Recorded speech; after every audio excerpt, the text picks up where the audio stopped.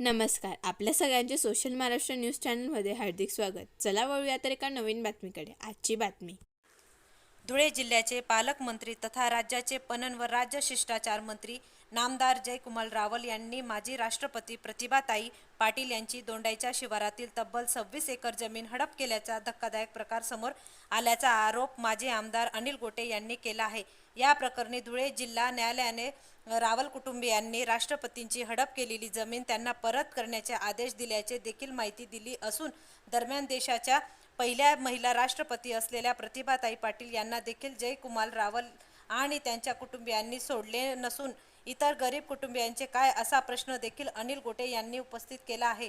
जयकुमार रावल आणि त्यांच्या कुटुंबियांनी खोट्या कागदपत्राच्या आधारे माजी राष्ट्रपती प्रतिभाताई पाटील यांची जमीन हडप केल्याचा प्रकार समोर आल्यानंतर शिंदखेड्यातील गरिबांना न्याय कोण देणार, असा देखील प्रश्न अनिल गोटे यांनी उपस्थित केला आहे. देशाच्या पहिल्या महिला राष्ट्रपती आणि महाराष्ट्राच्या सुकन्या श्रीमती प्रतिभाताई पाटील यांना त्यांच्या मावशीकडनं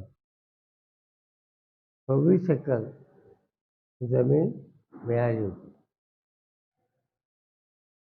ही जमीन जयकुमार रावल यांच्या मातोश्री, यांची सख्खी बहीण,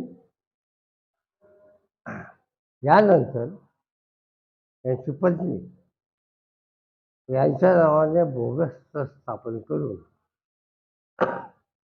हडप केली. त्यावेळेला प्रतिभाताईचा कार्यकाल संपला.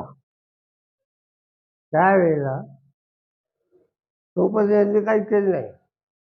त्यावेळेला हे गेले त्यांच्याकडे आणि आम्हाला जमीन खरेदी करून द्या सांगितलं. तर आम्ही तुम्हाला 30 लाख रुपये दिले. त्यामुळे लाखो पुढे सौदा पावती येते. त्यांच्याकडे सौदा पावती नाही, एक शब्दाने लिहिलेलं नाही. आणि ही साधारणतः आजच्या किमतीला आजच्या 10 ते 12 कोटी रुपयाची जमीन आहे. त्यांनी अजिबात खरेदी करून द्यायला इन्कार केला. मग ते धुळे न्यायालयात गेले. न्यायालयाने यांना त्या ट्रस्टींना साक्षीसाठी बोलवा असं सांगितलं. तारखा गेल्या, हे काय आणू शकले नाही. जगामध्ये पहिल्यांदा असं घडलं की साक्षीदाराची पवाराफळ द्यायची. न्यायालय तर कडक साक्षर बोललेले आणि शेवटी न्यायालयाने सांगितले हा ट्रस्ट बोगस आहे, खरेदी बोगस आहे आणि सगळं बोगस आहे. आणि याच्यामध्ये माजी राष्ट्रपतींची फसवणूक केल्याचा प्रयत्न केलेला आहे. तर न्यायालयाने फेटाळून लावायचं. त्याच्यामध्ये इतकं कडक शब्दामध्ये ताशे ओढलेले आहे की हे कुठल्या न्यायालयात जाऊ शकत नाही. मी 1 वर्षभर वाट पाहिली तर कुठल्या न्यायालयात जातात, ते आणतात, काय आणतात. पण मला कळालेली माहिती अशी की कुठलाही वकील बातमी आवडल्यास चॅनलला लाईक व सबस्क्राईब करा व दररोज अशा नवनवीन बातम्या पाहण्यासाठी चॅनलला फॉलो करा. आता धन्यवाद.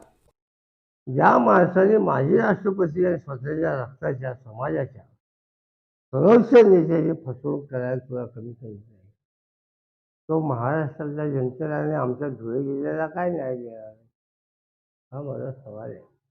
आणि देवेंद्र फडणवीस त्याच्या गप्पा वाजतात, जखून घेणार आहेत का?